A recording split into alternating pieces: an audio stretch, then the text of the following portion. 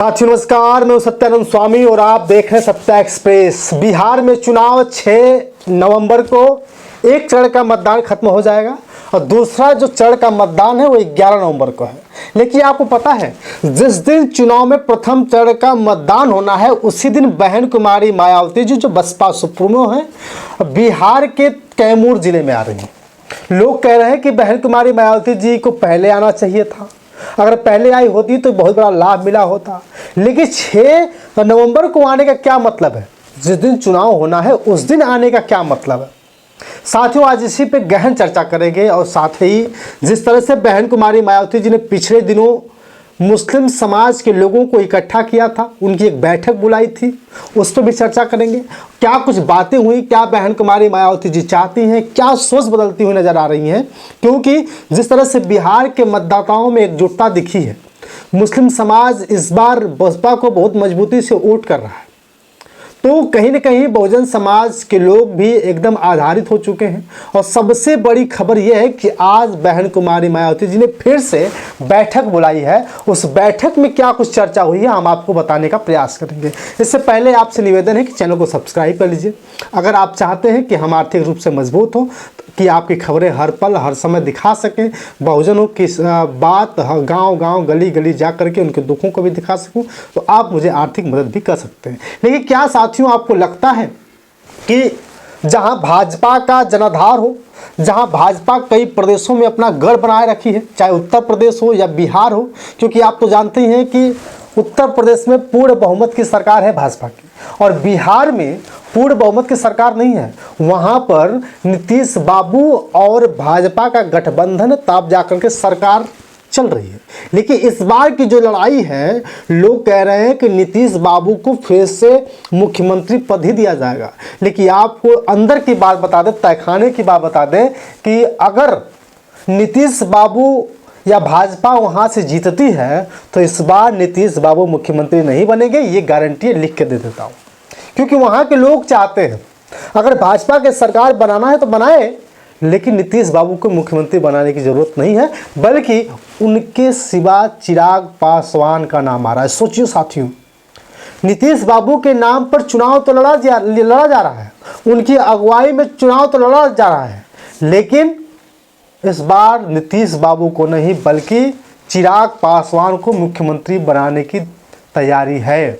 सोचिए साथियों, ठीक उसी तरह जिस तरह से आपने देखा होगा कि बक्सर जिले में जाकर के उत्तर प्रदेश के मुख्यमंत्री योगी आदित्यनाथ ने जब मंच पे दहाड़ा और कहा कि क्या आपको पता है कि अयोध्या का मंदिर कैसा दिखता है, जाइए अयोध्या, मज़ा आ जाएगा। अयोध्या के बारे में खूब चर्चा हो रही, जैसे लग रहा है कि योगी आदित्यनाथ जी ने पूरे उत्तर प्रदेश में बस एक ही काम किया है और शायद उनको लग रहा होगा कि अयोध्या का मंदिर उसने बनवाया है, उन्होंने बनवाया है और उनकी वजह से पूरे देश भर में नाम हुआ है। साथियों, सोचने और समझने की बात है। जिस तरह से एक समय भले ही बिहार में चुनाव है, लेकिन एक तरफ गोलीबारी हो रही है, सरकार कुछ नहीं कर पा रही है, केंद्र सरकार कुछ नहीं कर पा रही है।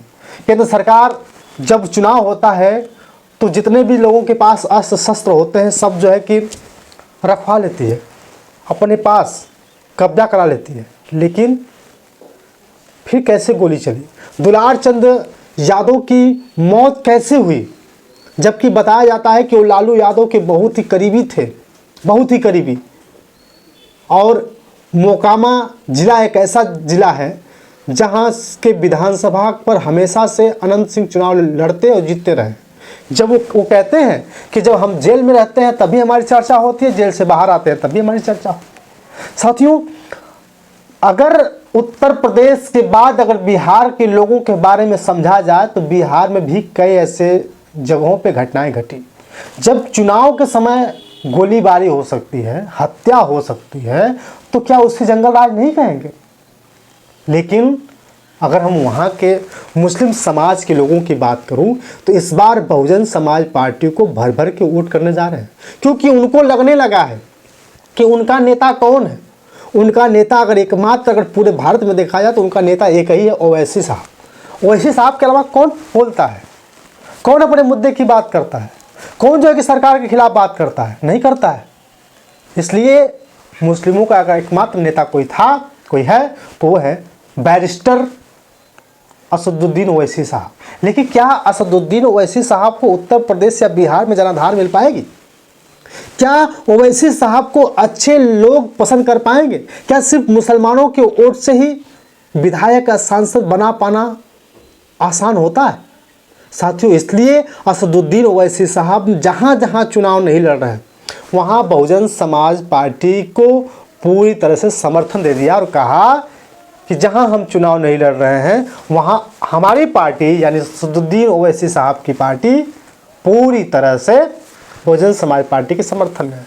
अब सोचिए कि असदुद्दीन ओवैसी साहब सांसद हैं, असदुद्दीन ओवैसी साहब राष्ट्रीय अध्यक्ष हैं, असदुद्दीन ओवैसी साहब की पार्टी में क्या सिर्फ मुसलमान ही जुड़े होंगे? अगर मुसलमान की अगर थोड़ी सी चर्चा हो जाए तो लोग कहते हैं कि अगर इनका कहीं जनाधार दिख रहा होगा तो या इनका अगर वोट दिख रहा होगा कहीं तो असदुद्दीन ओवैसी साहब को या समाजवादी पार्टी को। और समाजवादी पार्टी से भी बहुत सारे लोग नाराज हो गए हैं। असदुद्दीन ओवैसी साहब कहते हैं बड़े मंचों से 14% का लोग मुख्यमंत्री बनेगा, 4% का उप मुख्यमंत्री बनेगा, और ये क्या 22% लोग क्या दरी बिछाने के लिए हैं? ये सही बात। क्या मुसलमानों को कभी किसी प्रदेश में उप मुख्यमंत्री या मुख्यमंत्री बनने का मौका मिला है? साथियों, बहुत बड़ी बात है। एक तरफ हिंदू मुसलमान हो रहा है, एक तरफ योगी आदित्यनाथ हमेशा हिंदू की बात कर रहे हैं, मुस्लिम की बात कर रहे हैं। ये देश में कुछ ऐसे लोग हैं जो हमेशा से मुस्लिमों को बाइकआउट करना चाहते हैं, देश को हिंदू राष्ट्र बनाना चाहते हैं। लेकिन क्या मुस्लिमों को बाइकआउट करने से क्या ये देश हमारा बच पाएगा? साथियों, बताया जाता है कि जब हमारा देश दलदल में फंसा हुआ था, आज़ादी चाहता था, जब अंग्रेज़ों का गुलाम हुआ करता था, तब ये हिंदू, मुस्लिम, सिख, ईसाई सब लोगों ने मिल करके इस देश को अंग्रेज़ों से आज़ाद कराया था। मुस्लिमों के कई जगह नाम, कई मुस्लिमों के कब्रिस्तान बनाई गई है जहाँ अंग्रेज़ों से लड़ते लड़ते शहीद हो गए। शिक्षा की देवी फातिमा शेख के बारे में तो आप लोग जानती हो, वो भी एक मुसलमान थी और वो मुस्लिम समाज की होने के बावजूद भी शिक्षा पे जोर दिया और कॉलेज खुलवाए।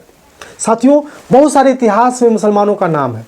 इस देश को आज़ादी दिलाने और इस देश को आज़ाद कराने में मुसलमानों का नाम। लेकिन इस देश में मुस्लिम का नेता कौन है? असदुद्दीन ओवैसी साहब का हर जगह जनाधार नहीं है। इसलिए अब वो समाजवादी पार्टी को छोड़ करके, क्योंकि आजम खान साहब के साथ जो घटनाएं घटी, आजम खान साहब ये समाजवादी पार्टी को पसंद नहीं कर रहे हैं, अब अखिलेश यादव को पसंद नहीं कर रहे हैं और वो अब बहुजन समाज पार्टी की तारीफ करते नजर आ रहे हैं। बहन कुमारी मायावती जी की तारीफ करते हुए नजर आ रहे हैं। उनसे पूछा जाता है कि क्या आप बहन कुमारी मायावती जी से मिलेंगे? तो उन्होंने कहा कि बहन जी से हम भले किसी राजनीतिक तौर पर नहीं बल्कि अगर आपसी मुद्दे की बात हम करें तो बहन जी से हम मिल सकते हैं। साथियों, बहुत बड़ी बात। उनका एक ट्वीट वायरल हुआ था जिसमें साफ साफ लिखा हुआ था कि इस देश का अगर कोई कर्णधार है, इस देश का कोई काम कर पाएगा, इस प्रदेश का कोई सम्मान कर पाएगा, इस जीवन में लोगों का हक दिला पाएगा, तो वह है बहन कुमारी मायावती जी। उनसे जुड़ना जरूरी है। इसलिए बहन कुमारी मायावती जी ने बैठक की मुसलमानों का और कहा कि अगर भाजपा से आप प्रदेश से छुटकारा पाना चाहते हैं, प्रदेश से चाहते हैं कि भाजपा हटे, इसलिए बहुत सारे मुसलमानों को, अल्पसंख्यक जातियों को ज़रूरत है कि बहुजन समाज पार्टी में शामिल हो।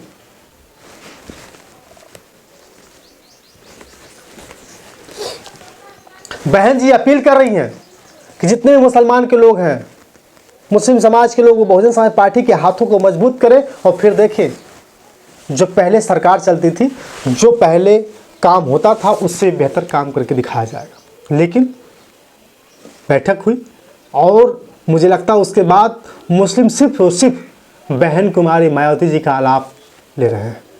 हमेशा से अब बहुजन समाज पार्टी की चर्चा कर रहे हैं और आपको पता होगा कि ओम प्रकाश दीवाना जो भोजपुरी के बेहतरीन विरहा कलाकार हैं, लोकगीत कलाकार हैं, जब वो मोहनिया से नामांकन किए उसके बाद कुछ लोगों को लग रहा था कि मुस्लिम साथ नहीं आएंगे, लेकिन अब बहन कुमारी मायावती जी के नाम पर जिस तरह से ओम प्रकाश दीवाना का मुस्लिम समाज के लोग सम्मान कर रहे हैं, माला पहना रहे हैं, इससे साफ स्पष्ट होता है कि मुस्लिम समाज जाग चुका है और बहुजन समाज पार्टी को वोट करेगा। साथियों, लेकिन आज बहन कुमारी मायावती जी ने पिछड़ी समाज का जो संगठन है, उस पिछड़ी समाज के संगठन को की आज बैठक बुलाई थी। उसमें कहा अगर आप हकीकत में भाजपा से निजात चाहते हैं, भाजपा के सरकार नहीं बनने देना चाहते हैं, तो आपको बस एक काम करना होगा कि आपको बसपा को मजबूत करना होगा, बसपा की टीम को मजबूत करना होगा, बसपा के कार्यकर्ताओं को मजबूत करना होगा, बसपा के प्रत्याशियों को मजबूत करना होगा। और जब बसपा मजबूत होगी तब जाकर के भाजपा से छुटकारा मिल सकता है। साथियों, हमेशा से कहती रही, आपको पता है पिछले की जब सरकार हुआ करती थी बहन कुमारी मायावती जी की या बसपा की, उस समय किस तरह से बहुजन समाज के जो पिछड़ी समाज के लोग थे उनको किस तरह से हक मिलता था, किस तरह से न्याय मिलता था। साथियों, रामअचल राजभर साहब, रामअचल राजभर के बारे में कौन नहीं जानता, विश्वनाथ पाल साहब, सब लोग पिछड़ी समाज के हैं। इसलिए बहन जी कह रही हैं कि अब एकजुटता दिखाने की ज़रूरत है। अगर सत्ता में भाजपा को हटाना है तो सब लोगों को एकजुट आना पड़ेगा, एकजुट होना पड़ेगा, और भाजपा को हटाने के लिए बसपा को मजबूत करना पड़ेगा। साथियों, बहन कुमारी मायावती जी कह रही हैं कि अपने अधिकार, वोट के अधिकार को समझना होगा। आपका वोट कहाँ जा रहा है, आपका वोट क्यों जा रहा है, किस लिए जा रहा है, ये भी आपको समझना होगा। और आपको वोट वही करना होगा जहां आपको लगे कि आपका सौभाग्य बदल सकता है, आपके कर्म बदल सकते हैं, आप जीवन में खुश रह सकते हैं। क्योंकि आपको 4-4 बार की रही बहन कुमारी मायावती जी की सरकार आपने देखी होगी, और कहा जाता है कि जब मान्यवर साहब इस दुनिया को छोड़कर जा रहे थे तो सभी लोगों के आंखों में आंसू थे। और मान्यवर साहब कि जीते जी नहीं बल्कि बहन कुमारी मायावती जी ने कहा कि SC ST OBC को जो गरीब तबके के लोग हैं उनको आवास दिया जाए। कांसीराम शहरी विकास योजना आपने देखा हो, आवास योजना, ये कैसे आया? बहन जी ने बहुत कुछ किया। बहन जी ने बहुजन समाज के सभी महापुरुषों, नारायणा गुरु, अशोक सम्राट और महात्मा फुले, सारे लोगों के एक मूर्ति बनवाई, एक जगह मूर्ति बनवाई और मूर्ति स्थापित कराई हर जगहों पे। लखनऊ में जाइए, आपको लगेगा कि दलित तो कम, कहीं सबसे ज़्यादा पिछड़ी समाज के महापुरुष वहाँ। लेकिन महापुरुषों के बारे में पिछड़ी समाज के लोग कैसे समझेंगे? क्यों? इसलिए बहन कुमारी मायावती जी ने अपील की है कि जितने पिछड़ी समाज के लोग हैं वे लोग अपने अधिकारों को समझें, वोट को समझें। और वोट देना सबका अधिकार है, और वोट देने से पहले आप अपने वोटर ID कार्ड बनवा लें। क्योंकि SIR जो लागू होने जा रहा है, बहन कुमारी मायावती चुनाव आयोग से अपील की है कि अगर वोटरों की जब जांच हो तो बढ़िया से जांच हो, कोई छूटा ना पाए, कोई गड़बड़ी हो रही है तो उसको समझने की कोशिश करें, समझाने की कोशिश करें। क्योंकि 27 में चुनाव है, और 27 के चुनाव से पहले बहन कुमारी मायावती जी 26 के चुनाव को देखते हुए, जो पंचायत का चुनाव है, प्रधानी का चुनाव है, इसको देखते हुए बहन कुमारी मायावती जी ने ठान लिया है कि सबको हम जोड़ कर रहेंगे। आए दिन, हर दिन बहन कुमारी मायावती जी बैठक बुला रही हैं। और बहन कुमारी मायावती जी कह रही हैं कि सिर्फ और सिर्फ बहुजन समाज पार्टी के साथ दलित और पिछड़े अगर जुड़ गए तो समझ लिया जाएगा कि ये पार्टी मजबूत हो गई, और इसमें अगड़े की ज़रूरत नहीं है, आंकड़ों की एकदम ज़रूरत नहीं है। सर्वजन हिताय सर्वजन सुखाय की पार्टी मजबूती के साथ बनकर आए। साथियों, आज भी मैं देखता हूँ जहाँ ब्राह्मण समाज के लोग हैं, जहाँ पिछड़ी समाज के लोग हैं, आज भी लोग कहते हैं कि बहन कुमारी मायावती जी थी तो उनका कल्याण हो पाया। साथियों, लेकिन एक जो अहम खबर रह गई, बड़ी खबर रह गई कि बहन कुमारी मायावती जी क्यों और किस लिए बिहार में 6 नवंबर को बहन कुमारी मायावती जी कैमूर ज़िले में आ रही हैं।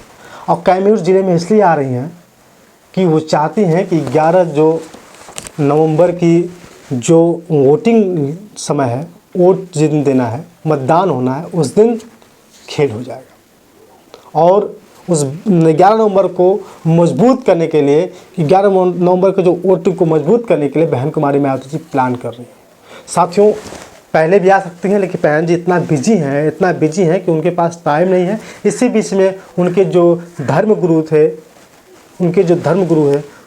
कुशीनगर के जो राष्ट्रीय अध्यक्ष थे, उनकी मौत हो गई। तो उनकी मौत से भी आहत बहन कुमारी मायावती जी वहाँ भी जाना चाहती हैं, लेकिन रैली नहीं कर सकती थी इसलिए आकाश आनंद और राम जी गौतम साहब को बिहार में भेजा है। आप लोग जा रहे हैं गांव-गांव, हर जगह जाकर के रोड शो कर रहे हैं। बहन कुमारी मायावती जी की रैली 6 नवंबर को हो रही है, ताकि जो पीछे की भले ही सीटें बच जाए, लेकिन आगे वाली सीट जो 11 नवंबर को होने वाला जो मतदान है वो गड़बड़ ना होने पाए। इसलिए आप ही पहुँचिए, हम ही पहुँच रहे हैं, बाकी आपकी रेस्ट।